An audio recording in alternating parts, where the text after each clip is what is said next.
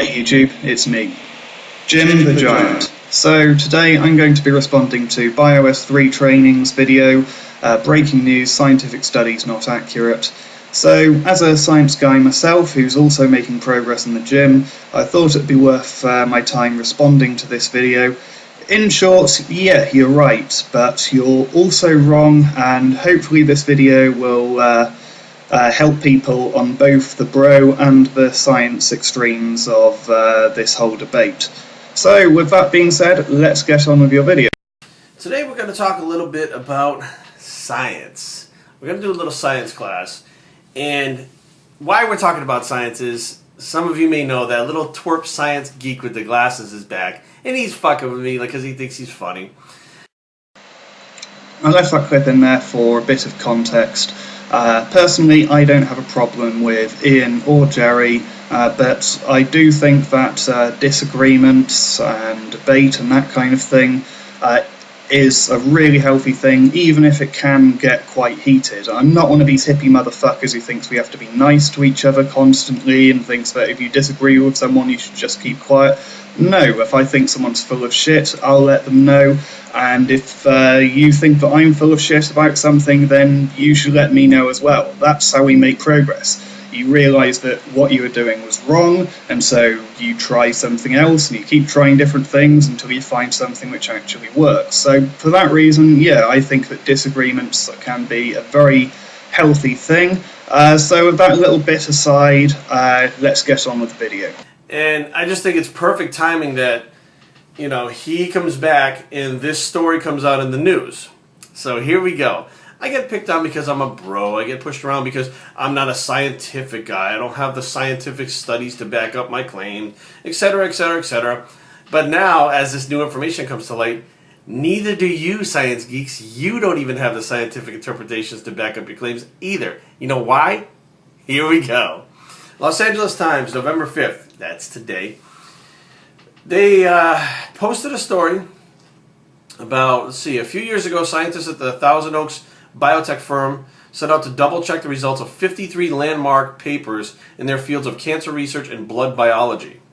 Okay, they wanted to make sure that the research that they did was legit. They wanted to make sure that they could go ahead and redo the studies and get the same results again. They wanted to make sure that none of the variables were off. They wanted to make sure that everything was legit because it's cancer research. Let's face facts. Everybody in the world is trying to cure cancer. So obviously, if you're having papers come out, you better damn well be sure that you know what you're talking about and you've actually found something and can replicate it and is 100% exact. Because if you're not, well, this is what happens, okay?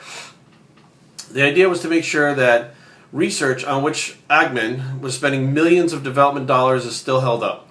They figured that a few of the studies would fail the test. A few, okay?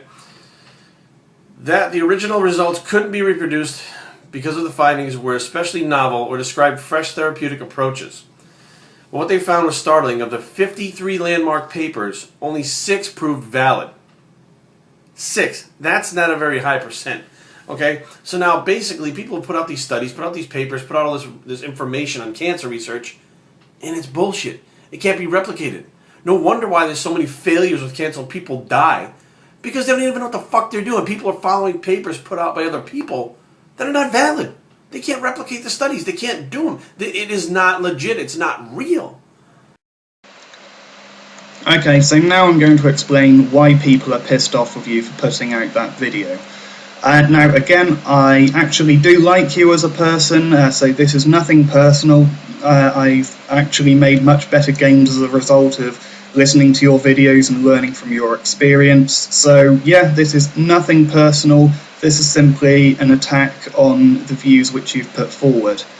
Now, the reason we're pissed off is that when you, as somebody who self-admits you're not interested in science and don't really know that much about it, comes forward and makes a video attacking science, we're going to react in exactly the same way that you would if some 110-pound skinny motherfucker told you to go on a raw vegan diet and do fucking calisthenics if you want to gain more muscle. That's basically why we're pissed off. Okay, so first, how did we realise the studies were wrong? With more science. if all drug companies did was conduct one trial, then went ahead and sold the drug, you would be perfectly right, but that's not how it's done. Before a drug gets sold, in the US at least, they generally go through 3 stages of trials of increasing size and FDA reviews before they're allowed on the market. So this isn't a problem with science. Studies not being replicable is perfectly normal, and to quote from the study itself, sadly, clinical trials in oncology have the highest failure rate compared with other therapeutic areas. More about that later. So, how, and this is going on years and years, and they're figuring, oh shit, now we got to do something because, we're running out of options with this cancer research and the things that we're trying. Why are these things failing so much? So they went back and looked at the research. Now let me ask you guys this question. This is cancer research. One of the most evil things in the world, most awful things in the world is cancer. Everybody wants to stop it. If those studies are that flawed, what do you think the studies on muscle building are? Or nutrition, or supplements, or any of that shit? They're putting more money and more research and more time into killing cancer and curing cancer than anything else in the world. And they have been for years, decades. So you're trying to tell me if you had 53 studies and papers done about nutrition, that there would be more that were correct than the ones for cancer? No, there'd be less. That means there'd be like 3 or 2 or 1 or maybe none that would be legit. Or maybe if they did 53 papers, 53 studies on how the body builds muscle, how it burns fat, how a bodybuilder becomes bigger. Out of those 53 papers, the maximum I would feel would be 6 would be right. And I don't even think it would be close to that. It'd probably be 3 or less. Okay, so what makes cancer so difficult to treat is that it's your own body cells turning against you, and that makes it very, very difficult to treat because unfortunately if you try to kill that cancer with drugs or some other treatment, a lot of the time it will also kill healthy cells as well because they're so similar. The other thing which makes cancer so fucking difficult to treat is that for any part of the body there could be dozens of different types of cancer, and a particular drug or treatment will only work against one of them. So you could be looking at trying to raise the survival rate from 5% to 7% for something. That may seem like a tiny difference, but if that result's genuine, the millions of dollars put into it are well worth it. But with those early stage trials, yes, it's very, very difficult to know whether or not those results are genuine. Again, that's why you have the 2nd and 3rd phase trials and FDA approval, blah blah blah, and you continue to monitor it after it's been sold. But yeah, you're absolutely right in that a lot of the time. Those small-scale studies are even worse than bro science, and to a lot of the science guys, they need to fucking realise that as well. Lots of the science guys basically just think they're science guys. They don't really know what they're fucking talking about. They'll just do a Google search. I found a study which says this. In your face, Mr. Bro Science guy, you're wrong. And when it comes to those guys, Jerry, you are absolutely right, but I don't think the problem there is the science. The problem there is their lack of understanding of science. So, for muscle building, it really depends on what you're trying to test. For some things, it's dead fucking easy. For example, does weight training make people gain muscle? You do a study, you find that 99% of the people lifting gain more muscle than the people who aren't lifting. A result like that is just clear as night and day. A lot of the time it's obviously not that easy though. You could be looking at a supplement which appears to add 0.5% to people's gains, and if you've got a sample size of anything less than, say, 500, it would be very, very difficult to know whether or not those results are due to an actual result or just due to complete random chance. Something you need to realise, though, is that those small studies are basically the lowest form of evidence when it comes to science. a lot of the time they're more worthless than most bro science.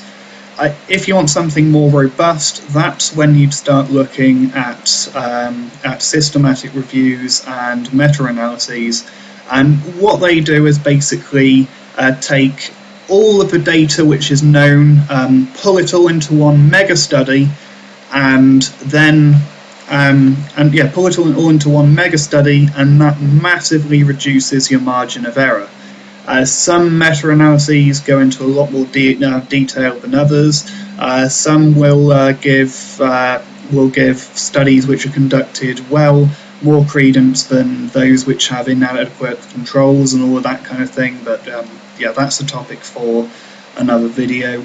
But when you look at a large meta-analysis, you can be pretty fucking sure that the results are actually genuine. For example, creatine has been tested in that manner and overwhelmingly shown that there is a genuine positive result there.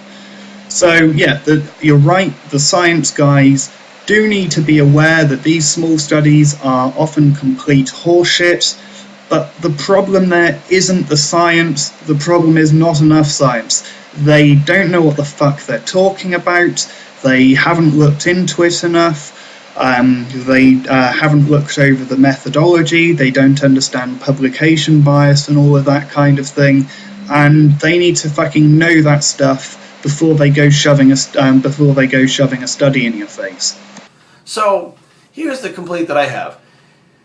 You guys that love the science, hey, that's great. That's your thing, okay? It's not really my thing. I don't want to sit around, read papers and books and wear a lab coat. That's not my thing, okay? I like to be in the gym. I like to do my stuff. But the bottom line is, you always come at me with, you don't have the studies to back it up. You don't have the scientific proof. Either do you. Because these papers that are being written, these studies that are being done around the world on human beings, okay, they can't be replicated. But that's the exact point of the study. It's designed to test the repeatability of some early studies. That's all it was trying to do, and that's a perfectly normal way to do things in science. It's not like it was showing that the phase 3 large studies were completely full of shit. It was testing the early stuff, which was never meant to be conclusive in the first place anyway. So what is the problem with what I'm doing compared to what the scientific community is doing? I agree. In essence, you are doing science. You're experimenting with your body and the bodies of your clients. That didn't mean to sound sexual. You're making observations, you make predictions, and you see results. So if you record those results and you've got enough people making gains, then congrats, your method has been scientifically demonstrated to work. Now I'm sure there's going to be some backlash and say, well, that's open to interpretation and that's how it is. No, it's in the Los Angeles Times.